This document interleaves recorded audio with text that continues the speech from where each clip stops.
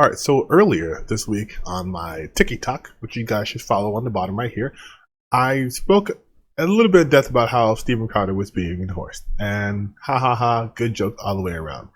But I have recently, not me personally, but like there's been recent developments in regards to the circumstances surrounding the divorce. And holy shit, this guy's way more awful than what I possibly thought possible. So here's what we're going to do. There is footage of his interaction with his wife. And there's an article here too. So first we're going to watch the footage together. And then we'll go through the article. Just so you guys can really know just what kind of piece of shit Stephen Crowder truly, at his heart of hearts, is. I drew a boundary. I drew a boundary. No, you just did it. I drew a boundary in abusive and cruel. You are not taking the car. Because if you refuse to do wifely things, then I will go pick up the groceries. There's no groceries. I'd be happy. Steaks, wood pellets, my grill. I know it's an unreasonable request, but I'll go do it. How about you first? If you guys can't tell, she is super pregnant. She's around 8 months pregnant, which will go to the report. She's 8 months pregnant while he's telling her to go do stuff for him. 8 months pregnant. And he's just sitting there by the girl doing jack all. Hillary, how do you respect the man? Yes. How do you man? How do you man receive love and respect? No. How do you man? No, you're not taking the car. Steven, you're not taking the car. Steven, you are not. Then I will ask someone to pick me up. Would you like me to ask? Oh, that's right. It's not a threat, Steven. Get an Uber. He takes it as a threat. He's a big stuff, tough, strong man trying to fucking talk down his 8-month pregnant wife. 8 months, you guys. She's as calm as can be, and he's saying, "Is that a threat?" She's asking for who she can talk to get a ride to go to the store. Okay, Steven, I can't. Feeling some constraints? Steven. Like, I can't Steven. go. Listen to me. You want to walk out right now? Listen to me. I can't go to the gym. I can't go to my parents. I can't call my friends. I can't be home. You're going to take the car and leave me here. Hillary. None of that. Hillary, just think of how boxed in you've made me. As if he can't get his own Uber. He can't call his friends because she has the car. His friends can't come over to his, I'm assuming, massive house. He can't call his parents. He has to see his parents in person. He can't Zoom with his parents. He can't do Discord with his parents. Like, he is so wrapped up in his own world that he's literally trying to talk down to his pregnant wife that she can't use the car off the chance that he wants to go do something. He wants to go to the gym, so she can't use the car. She also can't use an Uber. Just think of because she's fucking pregnant. What do you need me to pick up? I'll get it. I'll be back when I'm back. No, that doesn't work either. You'll be back when you're back. That doesn't work either. See, Do you understand the difference between my life being set to the second and you going, I'll be back when I'm back? Steven. Life set to the second. You're literally doing nothing right now. The only way out of this is discipline and respect. It's the only way out of it, or we're at an impasse. We are at an impasse. Good. Because you can't have any discipline or respect. Steven. There you go. You throw your hand, you give up so easily. I don't give up, Steven. Hillary, Steven? you give up so easily. I just said the only way out of this is discipline and respect. You said, then we're at an impasse. Steven, no, we are at an impasse, okay? I love you, but Steven, your abuse is sick. Your abuse Watch it. is sick. Watch it. Fucking watch it. I'm gonna let go. Okay, do you see the dynamic here? How he's just smoking his cigar and just telling her, watch it. Better fucking watch it.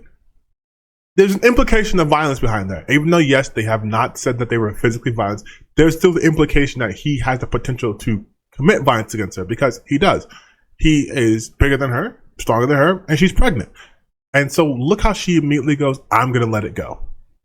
She had nothing to let go, but she has to basically acquiesce to him out of fear. Okay, what you need. Listen to her voice. And I need some space. We need to just stop engaging for a little bit, okay? I love you. I love you very much. I don't love you. That's the big problem. I've never received love from you. And the fact is, when I go, look, I need you to do A, B, C, and D, you just be disciplined about it. You go, no. But I love you more than life itself. Okay. Put on some gloves. No. But I love you more than life itself. That's not fair. That's not fair, and it's disingenuous. Hillary, you're right. We're at an impasse. Become someone, listen to me, day in and day out, worthy of a wife. No, not as a wife. I didn't say as a wife. As a wife. Hillary, come on now. I'm not gonna engage. I'm not gonna engage anymore. I'm gonna go. I'll text me what you need. I'll get you what you need. I love you. I'm committed to you.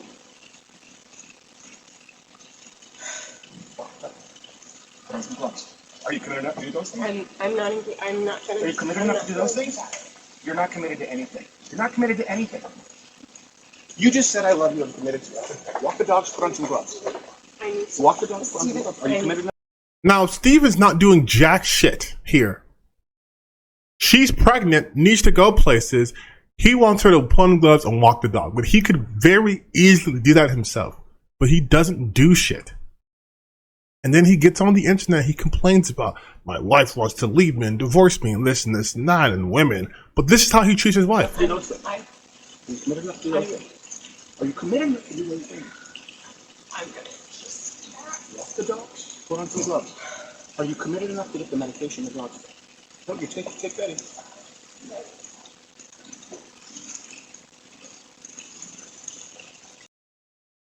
There you have it. There you fucking have it, you guys. This is who Steven Crowder is. This is who he is. Beyond all of that whole good old wholesome family and traditional marriage values and yada yada, he's a rampant misogynist who threatens his wife with the capacity for harm while she's 8 months pregnant with their child. Who, by the way, according to reports, he has missed the birth of his children. He elected to get cosmetic surgery instead of being there for the birth of his children. But this is the guy that conservatives want to listen to because he has a wife. He's a traditional man. He's a good man. He's a provider. He's a good father. He's a good husband. When he's none of those things. He's a monster. And this isn't just me. Let's go through the report. So, this is from Ali Yashar Ali's newsletter. So, conservative media host and commentator Steven Crowder can be seen on a Ring camera video berating his wife Hillary, who was at the time nearly 8 months pregnant and demanding that she handle medicine for his dogs that she was concerned was toxic to pregnant women. In the video, he snaps at her, put on some gloves and gives dog medicine, walk the dogs, otherwise perform wifely duties as she is clearly emotionally distressed. So what we just saw, but now a little more context. She was afraid the medicine might be harmful to pregnant women and his response was, do it anyways. Like, piece of garbage. Let's get to stuff that we didn't see before. So, in the statement sent to me by Hillary Crowder's family, they say that she spent years hiding her husband's mental and emotional abuse from their family, and he lied about the circumstances around the divorce and that he wasn't present for the birth of their children. Let's keep going, shall we?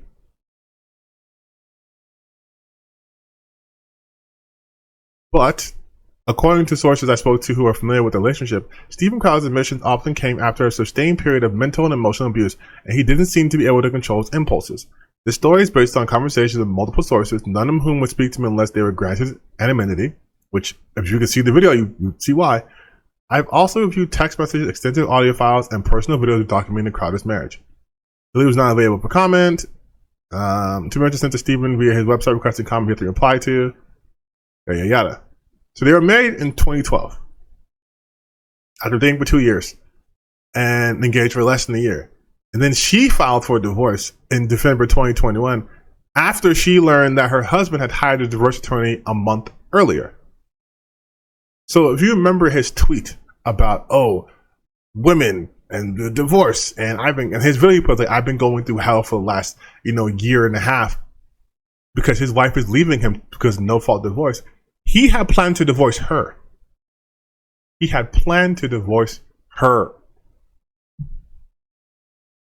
Despite her best efforts, her husband was absent when their twins were born. Instead, he met their newborn twins later that day at the hospital. The night before she gave birth, Steven and Hillary exchanged a series of text messages about separating. Hillary sent her husband one of the final text messages. Steven, I'm afraid of you and your rage. You are scary. You scare me. I want to heal things, but you have to take responsibility. Stop blaming others. Stop feeling pain and sadness only for yourself. In the past 2 weeks, rumors of their divorce, which the press has not discovered for over a year, began to spread on Twitter. And then he had his old bullshit thing about how I've been living with a boot on my neck since 2021. I've been living through what's has increasingly become a horrendous divorce. But it's his fault. My wife decided she didn't want to be married anymore. And he's going to blame the state of Texas. She decided she didn't want to marry anymore. For no reason at all, Stephen. What could possibly have been the reason for all that? Now, this is what her family sent. Haley is currently living alone in Dallas, apart from her family and support system in Michigan, and is focused on taking care of her young children. She is not prepared at this time to speak about her divorce becoming public or the misleading statements made by Steve about their relationship. The truth is, Haley spent years hiding Steven's mental and emotional abuse from her friends and family while she attempted to save their marriage. She was the one who was asking to work on the relationship to keep the marriage intact for the unborn children. In June, Steven left their home to pursue elective surgery. Haley urged him to get the help he needed to address his abuse with the hope that their marriage could be saved and they could peacefully live together as a family. Instead, Steven refused to do so and chose not to be with his wife during the birth of their twin children. After the birth, Steven bought a townhouse and left their home permanently. Haley was unaware that Steven had hired a divorce attorney and asked his assistant to cut Haley off financially. There is significant documentation substantiating these facts.